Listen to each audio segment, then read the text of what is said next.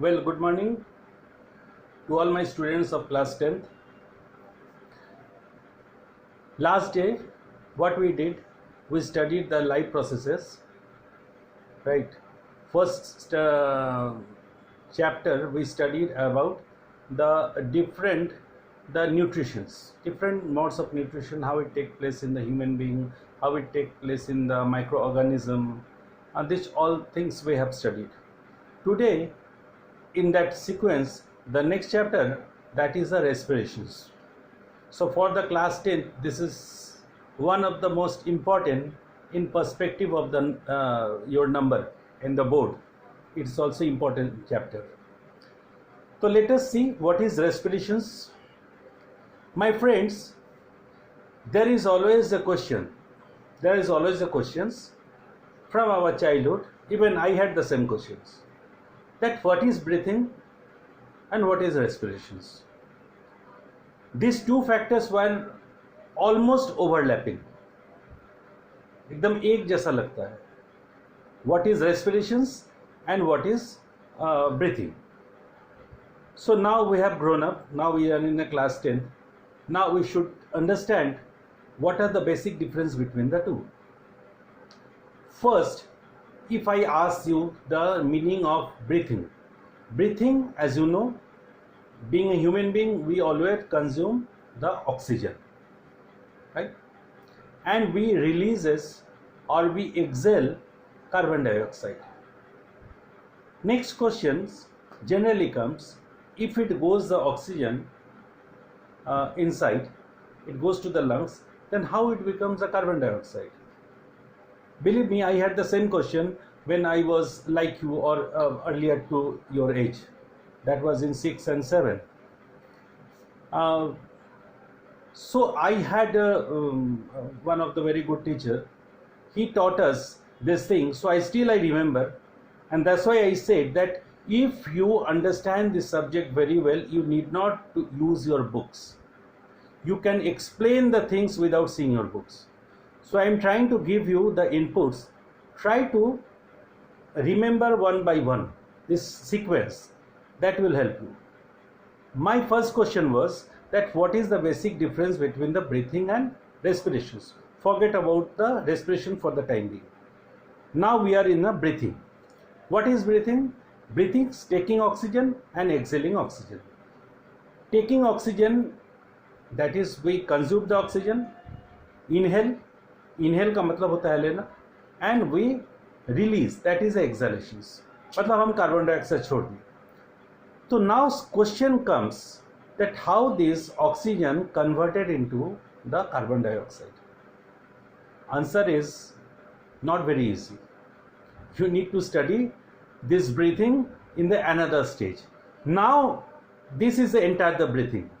If someone asks you what is the breathing, you explain inhaling the oxygen and exhaling the carbon dioxide for the human being. It is all over.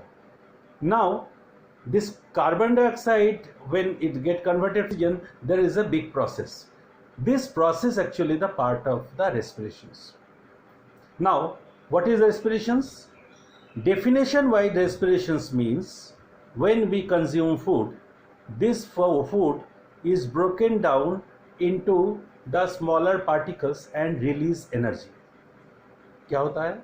हम लोगों ने खाना खाया, मतलब carbohydrate के रूप में, वो कार्बोहाइड्रेट या ग्लूकोज जो है वो ऑक्सीजन के प्रेजेंस में वो टूट जाता है डिफरेंट मॉलिक्यूल्स में और एनर्जी रिलीज करता है.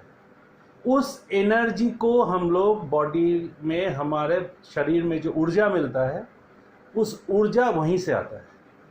इसका मतलब हमारे बॉडी में जितने भी सेल्स में, हर सेल्स में ये प्रक्रिया, दिस प्रोसेस हैपेंस. दैट्स रेस्पिरेशंस. तो अभी हमने क्या बताया? ब्रीथिंग पर है. अब रेस्पिरेशंस का क्रक्स में मैंने आपको बताया कि फूड इज ऑक्सीडाइज. जो फूड हम लोग लेते हैं carbohydrate, in presence of oxygen it breaks into the smaller particles and there is a release of energy, right? Now next question comes, how this oxygen and food particle reaches to that site and where it takes place. This respiration takes place in each cells, right? In each cell, if I said that in cell where? In cell two places. Inside the cell there is a cytoplasm. Part of the respiration take place in the cytoplasm and part of the take place in the mitochondria. Mitochondria क्या है? हम लोग पढ़े हैं sales में कि sales में mitochondria का मतलब होता है, हम उसको पावर हाउस बोलते हैं, वहाँ से एनर्जी रिलीज होता है. किस रूप में रिलीज होता है? तो एटीपी के रूप में. तो सवाल ये है कि ये हमारा सेल तक पहुँचा कैसे. देखिए लास्ट चैप्टर में we studied about the total digestion process. तो डाइजेशन में हम लोगों ने देखा स्मॉल इंटेस्टाइन से फूड एब्जॉर्ब हो जाता है which is required for our body, और वो ब्लड स्ट्रीम में चला जाता है. हम लोग जब ऑक्सीजन लेते हैं, सांस लेते हैं, अभी ब्रीथिंग का बात कर रहे थे, वो लंग्स में जाता है वो ऑक्सीजन, और वो क्या हो जाता है? ब्लड स्ट्रीम में मिल जाता है. और ब्लड स्ट्रीम में जाने के बाद क्या हो जाता है? ऑक्सीजन से मिला हुआ जो ब्लड होता है उसको हम लोग ऑक्सीजनेटेड ब्लड बोलते हैं. ये फूड पार्टिकल्स जो हम लोग एब्जॉर्ब हुआ स्मॉल इंटेस्टाइन से, वो और ऑक्सीजन हमारे पूरा डिफरेंट बॉडी पार्ट्स में पहुंच जाते हैं. ठीक है, हर सेल में पहुंच जाते हैं. और सेल के अंदर क्या होता है? सेल के अंदर ये जो कार्बोहाइड्रेट पहुंचा या ग्लूकोज पहुंचा है वो ऑक्सीजन के साथ ऑक्सीडाइज्ड होता है. ठीक है, और होकर क्या होता है? एनर्जी रिलीज करता है. ठीक है, एनर्जी रिलीज कहाँ करेगा? वो ये आपका माइटोकॉन्ड्रिया में. माइटोकॉन्ड्रिया एक ऑर्गेनेल्स है, हर सेल्स में रहता है वो, और वहाँ से वो रिलीज करता है अराउंड 38 किलो कैलोरीज. ठीक है, वो एनर्जी रिलीज करता है. अभी हम लोग ये देखेंगे कि ये सेल्स के अंदर तो पहुंचा, उसके बाद क्या हुआ. तो सबसे पहले देखिए, इस जगह पर देखिए, सबसे पहले मैं बता रहा हूँ कि ये जो आपका हम लोग जो रेस्पिरेशन पढ़ेंगे, एक ऑक्सीजन के प्रेजेंस में भी हो सकता है, कभी कभी ऑक्सीजन नहीं भी रह सकता है.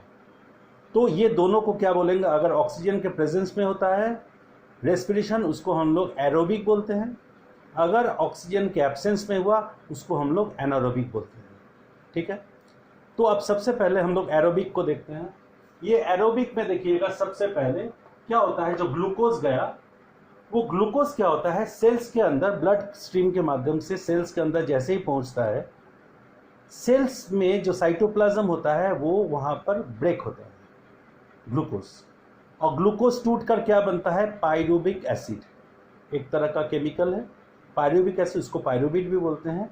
तो क्या होता है? वो टूटकर साइटोप्लाज्म में 2 मॉलिक्यूल पायरुविक एसिड बनता है. ठीक, कहाँ बना? ये साइटोप्लाज्म में.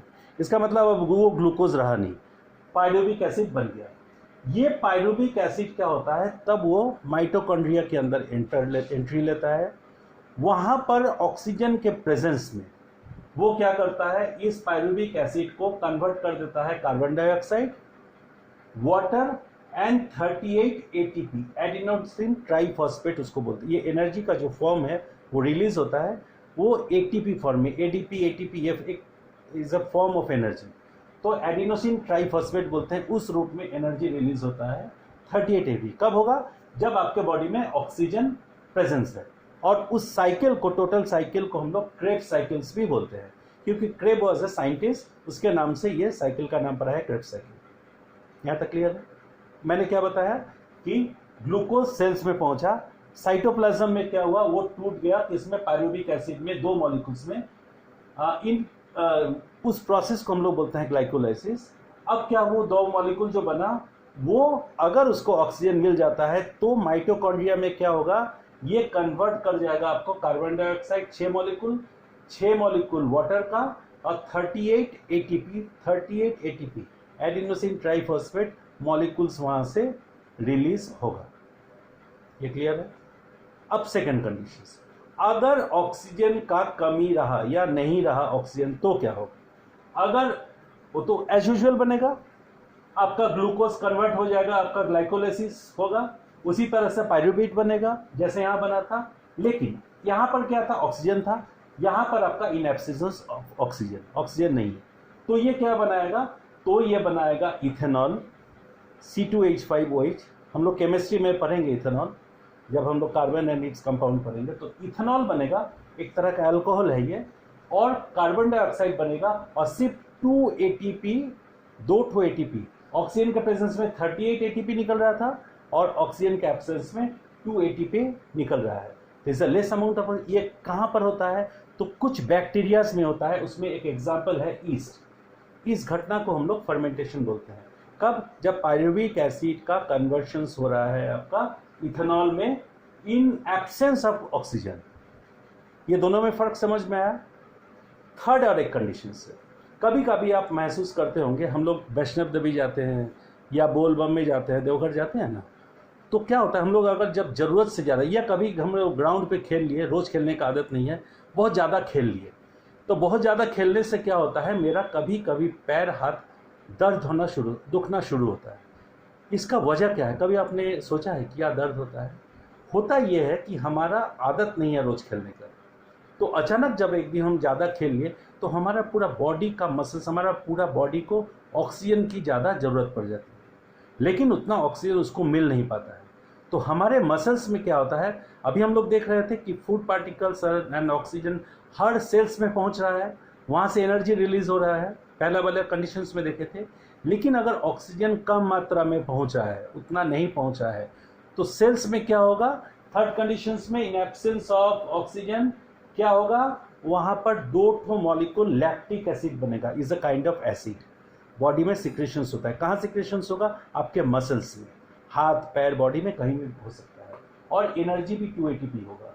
ये लैक्टिक एसिड निकलने के बाद इसका एक साइड इफेक्ट्स है, ये आपके मसल्स को क्रैम्प कर देगा। जो जकड़ जाता है ना, आप देखिएगा बहुत ज़्यादा चलने में पैर में तकलीफ होता है, वो किस वजह से होता है? ये लैक्टिक एसिड की वजह से होता है। तो इस लैक्टिक एसिड के लिए क्या है, अगर हम नहीं चाहते हैं कि लैक्टिक एसिड नहीं हो, तो आपको जितना आदत है उतना आप वॉक कीजिए, आप या उतना खेलिए, उतना आप एक्सर्शंस कीजिए, उतना आप एक्सरसाइज कीजिए। अगर आपको बढ़ा है ना, तो स्लोली यू कैन इंक्रीज, तो आपके पैर में क्रैम्प्स नहीं आएगा। आप अगर एक प्लेयर्स, जो इंडियन प्लेयर्स है, फुटबॉल खेलते हैं, क्रिकेट खेलते हैं नेशनल लेवल में, वो अगर 10 चक्कर एक ग्राउंड का मार लेते हैं, शायद ही उसके पैर में दर्द हो। लेकिन आप अगर 10 चक्कर उसको मार लीजिए, there are the chances you can get the aches या क्रैम्प्स इन योर मसल्स। वजह क्या हो जाता है? क्योंकि आपको आदत नहीं है, ऑक्सीजन का रिक्वायरमेंट कम हो जाता है। जब ऑक्सीजन का रिक्वायरमेंट कम होगा तो ये pyruvic acid will be converted to the lactic acid which is the causative factor for your pain. ठीक है, ये total part of the respiration है। ठीक है, नटशेल में मैंने यहाँ तक लिया। यहाँ तक आप थोड़ा properly you studied that. If you find any problem और any doubts of that, you can discuss in the next class. It is not the end of the respirations. I will take you in another part in next class. Right? Till then, good day and goodbye.